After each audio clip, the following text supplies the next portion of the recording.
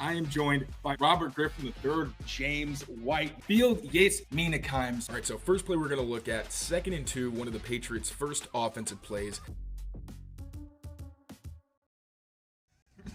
What's going on, everyone? Mike Kadlick, Tayler Kyles here for CLNS Media with a quick Patriots practice recap from day 13 of training camp, powered by GameTime and PrizePicks. Head over to GameTime, use code CLNS, and head over to PrizePicks and use code CLNS. Both of them at GameTime get you $20 off your first purchase. At PrizePicks, it will get you a 100% deposit match bonus up to $100.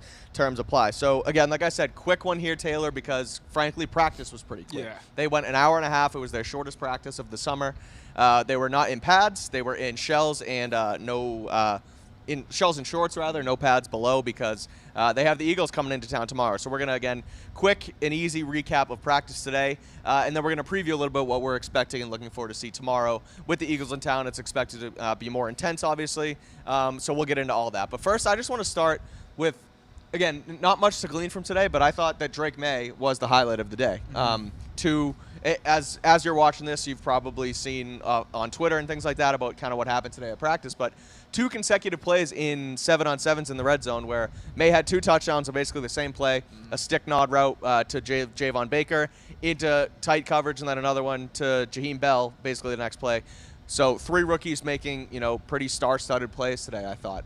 What did you make of Maye overall? What do you think of his, his processing, his ability? Basically everything now going in from today and then into joint practice on Tuesday. I think that's just a continuation for Drake Maye, just another impressive performance. I feel like I keep going back to that second padded practice or the first 2 padded practices where it looked like he struggled, and the consistency, it felt like he was thinking and there was just a little too much going on mentally.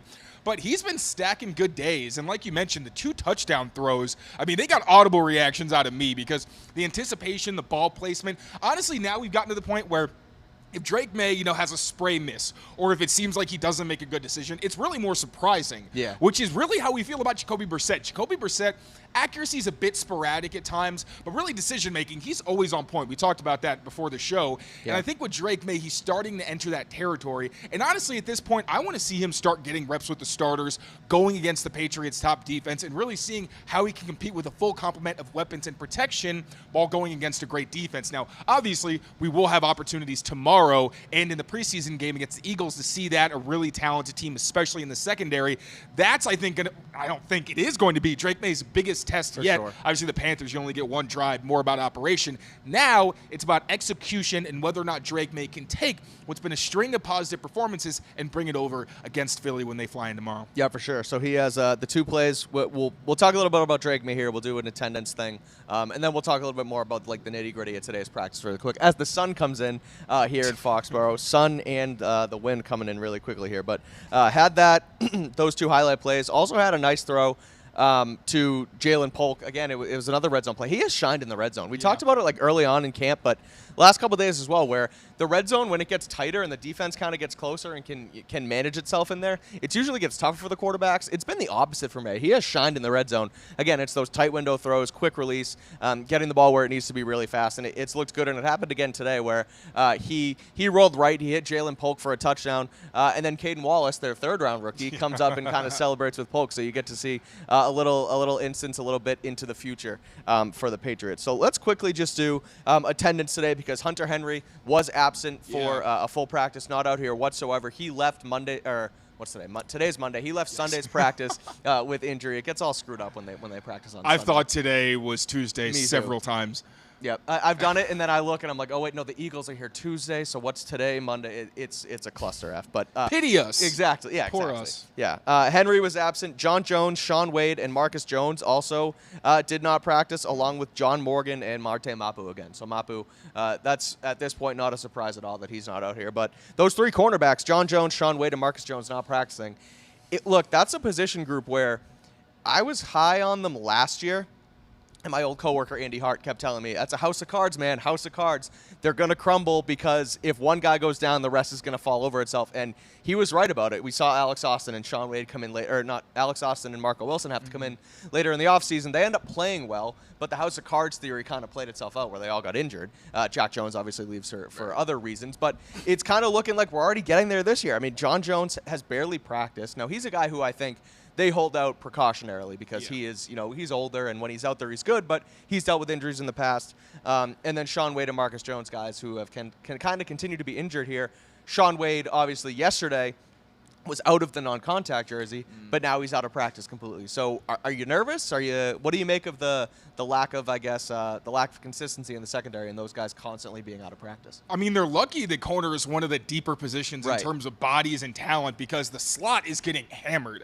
Marcus Jones and Jonathan Jones, when they were practicing, Marcus was the top slot guy. Then it was John Jones.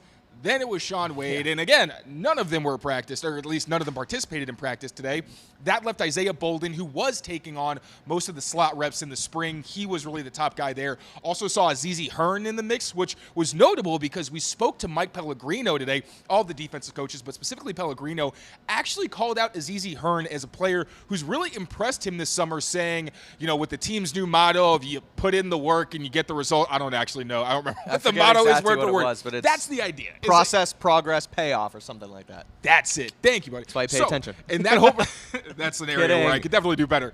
But that was a part of Azizi Hearn's game that Mike Pellegrino mentioned. He's put in the work, and now he's starting to see the results. And really, Hearn, I would say if there's any takeaway I'd have from him throughout the summer, obviously as a depth guy, you don't notice him as much. But when I do notice him, it's not really for bad reasons. If anything, it's because he's giving competitive coverage. So we saw him in the slot as well. Then on the outsides, we saw a lot of Alex Austin and Marco Wilson, who we spoke to after practice, and then Marcellus Dial getting more opportunities. So, again, the Patriots are lucky they have so many players that they could still put out there, but at the same time, they don't have a ton of guys who have extensive experience in the slot, which is, again, where they're really getting hammered by these injuries. So you're really just hoping that they don't incur more injuries, because I think if you get one more of those guys who has to miss significant time, then you're really playing with fire, because you're having to play, like Marcellus Dial might end up having to play with the first, second, not a ton of third-team reps lately, but that is a possibility. So fingers crossed that they can heal up and have some better health. Yeah, it'll be interesting to see how they work the injured guys into tomorrow's practice, right? Because tomorrow is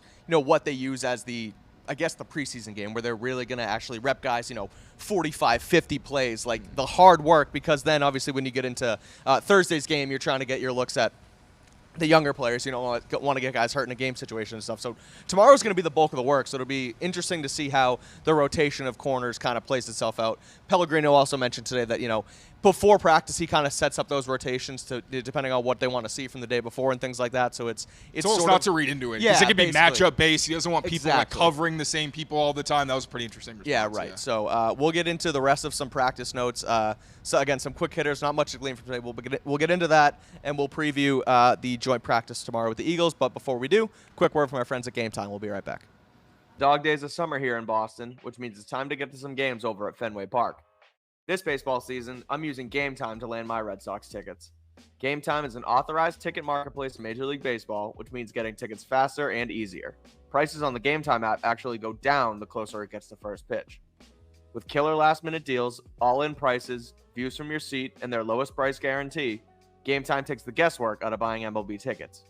It's super easy. You just open the app, click Sports, and the games will be right there for you. Right now, you can get tickets to the Rollin' Red Sox for as low as $11. You can even buy parking for the game and check out your seat view right in the app. With GameTime, you can save up to 60% by buying last-minute tickets for sports, concerts, comedy shows, theaters, and more. Get the lowest price guaranteed, or GameTime will credit you 110% of the difference. Take the guesswork out of buying MLB tickets with GameTime. Download the GameTime app, create an account, and use code CLNS for $20 off your first purchase. Terms apply. Again, create an account and redeem code CLNS for $20 off. Download GameTime today. Last minute tickets, lowest price, guaranteed. All right, that's GameTime. Head over there, use code CLNS for $20 off your first purchase. All right, quick recap of today's practice. We went over Drake Maye. I want to touch on Jacoby Brissett a little bit for a second, but first, a lot of penalties today. Not a clean practice whatsoever, which that's kind of probably the stuff you want to clean up before going into a joint practice with another team. Not that you want to go out there and, impress them and show them what you got, but you don't want to go in there. You set up the practice script, right? Mayo calls Sirianni a couple days before. This is how we're going to do things. Here's why. Get that situated. And then you're screwing things up by going off sides and running laps and, not getting the work in you want to. So thoughts on what happened there? We saw the defense run a couple laps, and it was funny. Mike Pellegrino and Matthew Judon actually looked at. They started to race at the beginning, and I was like, "What the heck's going on?" I was really confused. Are they going to the fans? I didn't know if it was a different, if they were like switching to a different drill or something, and all of a sudden I saw everybody running behind them. I was like, "Oh, somebody messed up." So. Yeah, I mean, you never want the penalties. Now, mostly that's been an offensive problem. We've seen, false starts have been a pretty big issue throughout the summer. We did get a couple of those today as well. I know Layden Robinson got pulled out of a drill because he was guilty of a false start. But the defense hasn't really been penalized very much this summer. But that changed today. Again, the defense had to run 2 separate laps for infractions. I think one was on Dietrich Wise. I think O'Shane Jimenez actually ended up running a lap on his own. So, again, not ideal. You never want to have to deal with those kind of penalties. Hopefully, they can take this as a learning moment and be able to get better and improve. Although, once again, penalties have been creeping up for the offense pretty consistently this summer. So, big area of focus for them because, they always say you can't win unless you stop yourself from losing. Right. And penalties, as we saw last season, are a really great way to put yourself behind the 8 ball. Definitely. We saw that, obviously, last season. We saw it early in camp a lot of times. There were some penalties. And Brissett talked about how, he basically, when a penalty would happen, even if it wasn't on him, he was holding the entire offense accountable. He would start the lap. He would say, "Let's go. Let's get this stuff. Let's get this figured out." Because if we learn from it now, it's not going to happen to us in game. Right. Put you behind the 8 ball. I mean, there were so many drives last year, and it's funny. It happened on Drake May's drive where there was a penalty and it was a false start on Okorafor. Yeah. And I jokingly tweeted like, "Oh, you're seeing a number 77 false start in front of a quarterback number 10." It looked way too familiar, but that's the kind of stuff where. There were so many times, and we don't have to go over last year. We've done it a million times, but there were so many times where their drives, they didn't even have a chance to set themselves up for success because it would be first down, second down, and you had a stupid penalty like that. Then, look, it's just 3rd and 12. Right. And it's like then, everyone hates Mac Jones because he can't complete a 3rd and 12, and it's like, well, don't put him in that position. But I digress. We're new regime, new team, new quarterback, things like that. And I mentioned Jacoby Brissett, and you had him as a stock down today in your barely. In your I article. would say barely. There weren't a lot of people who were so bad that it stood out today. I just want to say that. Well, that's what I want to get to. Did you publish the article yet at the time? Yes, it is actually up for the first time, and I think the entire summer. I actually published it before the show. So after you listen to the rest of the show, go check out Taylor's observation on CLNSmedia.com. But one of your stock downs again, Jacoby Brissett. Why? Only because I thought his accuracy was sporadic. Now, he didn't always have help from his receivers. There was one pass to KJ Osborne where it felt like he just misjudged it in flight. Could have caught it, but didn't. But yeah, I thought there were like 3 misses that were pretty rough. I know they were high, which sometimes in the red zone, you'd rather miss high, obviously, than low to give somebody a chance to make a play on it. But it didn't seem intentional. Like there's been times where like Austin Hooper will be very tightly covered and it feels like he's really just trying to throw it away and say, hey, if you can climb the ladder, awesome. If you can't, it's fine. Today it was just like, yeah, that was kind of not close, and it was in that kind of in between of not a throwaway, but also not intentional or not inaccurate. So or is inaccurate. Thing just drove by. I just got so distracted. That's okay. But not great from Brissett in that regard. However, I do think he had a solid day overall. He had impressive touchdowns to both Tyquan Thornton, what was his 3rd read in the progression during 7-on-7s, and then later to Jalen Reagor. Really put that one into a keyhole with Christian Gonzalez really tight in coverage on a scramble play. So overall, it was a solid day for Jacoby Brissett. I said as much in my article, but if I had to pick somebody who kind of stood out for negative reasons, it was just Brissett because on a day where I think Drake May's only miss was like a wide throw to the flat, other than that, he was on the money. The fact that I noticed Jacoby multiple times for missing, that was kind of just why it stuck out in my head. But again, I really, especially because this was a slower paced day, I didn't really notice a ton of guys that were so bad it really needed to be. Yeah, it was overall, like you said, slower pace, so not much to take away really. But I'll throw a 3rd quarterback into the mix. Joe Milton connected with Jalen Polk on a that was sick. Yeah, on a fade route. Milton throws it over. Jalen Polk goes up and grabs it, high points it over. Was it Isaiah Bolden? Okay. Yeah, and he was tight in coverage, too. So Polk had a good day as well. That was obviously probably the highlight of the entire day here down in Foxboro, but a really good play from rookie to rookie.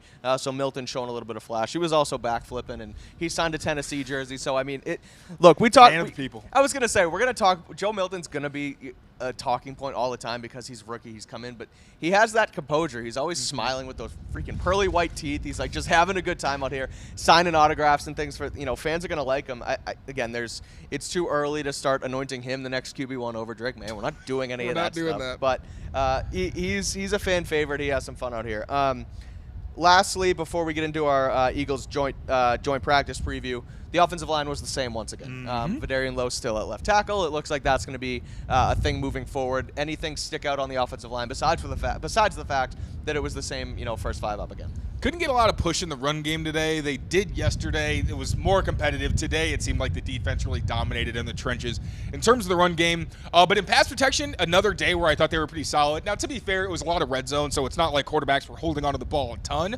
But when they were, it didn't feel like Jacoby Brissett really had to deal with any kind of heat in the reps where they actually had full teams and they were going also out of pads, so not a whole lot you can take away. If anything, the fact that Caden Wallace was at right tackle with the backups was a bit odd, because you'd think if he's not going to get starting reps, you'd at least like him to rep on the left side where, the team told us he was drafted to be the left tackle of the future. So wasn't sure what was going on there. But again, on a day where you didn't have a whole lot of reps for the opportunities for the offensive line to really show what they had, not a ton to really take away there. Yeah.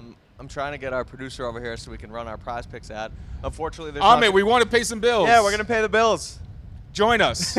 He's sprinting. It's okay. Yeah, we have our producer coming over here. We're going to talk about PrizePicks in a second. You're going to hear my voice. You're going to have some B-roll for PrizePicks. Is that okay? So should I do it or should we talk? So professional. Start the PrizePicks roll.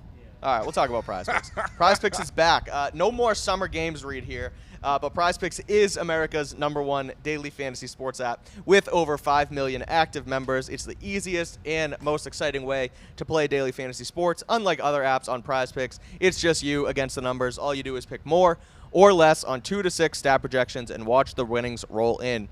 Get on the action today with your friends and become part of the PrizePicks community. You can win up to 100 times your money on PrizePicks with as little as 4 correct picks, turning $10 into $1,000. If you're looking for promotions, PrizePicks has you covered every single week. You can lower select player stats projections on Tuesdays to help your lineup hit, or get your entry fee back if you lose with a lineup on Friday. With the finals over, hoops action does not stop on PrizePicks because women's basketball is still heating up. Like I said, the summer games are over, but Caitlin Clark and Angel Reese are going to be back on your television screens to make names for themselves alongside veterans Breonna Stewart and Asia Wilson. Again, you can win up to 100 times your cash watching those players ball out. I like doing – I did a lot of Caitlin Clark. I know, Taylor, you did a lot of Caitlin Clark PrizePicks things. Oh, I can still talk to Taylor even if there's B-roll. But anyway, download the PrizePicks apps today and use code CLNS for a first deposit match up to $100. That's code CLNS on PrizePicks for a deposit match up to $100. Pick more, pick less. It's that easy. So I don't know why we're getting crap from our producer behind me. I'm just trying to. But we do have breaking news, kind of. Oh! So according to Jeremy Fowler from ESPN, multiple teams have inquired about trading for pass rusher Matthew Judon amid his contract stalemate with the Patriots, per sources. Judon is due $6.5 million in the final year of his deal. New England made a contract offer to Judon this summer, which Judon did not accept. We didn't hear that part of the story because Judon told us that he submitted, or did he tell us? Where did that come from? At some point, he said it on a podcast. Right, on the podcast. That was it. Yeah. Where he did submit an offer, and he said the team hadn't gotten back to him yet. We don't know when that was recorded, so who knows what the timeline is there. But we've kind of talked about it. Are they going to keep Judon? Is there a possibility that they trade Judon so you can get some compensation for him if you don't want to pay him? And it's at least nice to know that teams are inquiring and asking them, hey, can we get this guy? Right. Maybe that means his value is a 4th, potentially maybe a 3rd or something like that. Well, it's funny you mentioned that, too, because before we started airing, we were talking about the Jets and Hassan Reddick, right? Yeah. Requesting a trade. He gets traded from Philly to the Jets, looking for a pay bump and a contract that he wasn't going to get with the Eagles. Goes to the Jets, plays nice, signs his he doesn't sign anything, but he shows up originally during the offseason program, and they're trying to make things happen, and they don't agree, and then he's leaving again. And we were like, well, is somebody else going to trade for Hassan Reddick? And it was a light bulb moment, and it's obvious, but good players, teams want good players. Yeah. So it's not necessarily a surprise that Matthew Judon is looking or has potential suitors out there. At that point, it's just probably going to be a matter of, okay, what's the compensation like for the Patriots? What do they get back? Because is it worth not agreeing to terms with Judon, and then is that worth what you get back? And then for Judon, I guess he doesn't really have any control over it. But you wonder if when he goes elsewhere, if that team is willing to give him the pay bump he wants, or if it's going to turn into a Reddick situation where he gets traded elsewhere, but it still isn't getting the money he wants. So that's something to watch, but it's definitely interesting to note from Fowler of ESPN that teams have inquired, so there is there is some interest for Judon around the league. So we'll keep an eye on that here on Patriots Press Pass, all the time. And if anything happens, me and Tayler will drop everything we're doing to make sure you are updated firmly at home about Matthew Judon. But let's preview tomorrow's joint practice versus the Eagles, because I think everybody at this point kind of realizes across the NFL that the joint practices have become more important than the actual preseason games, because you give your first teamers true, real, hard-nosed reps against other ones.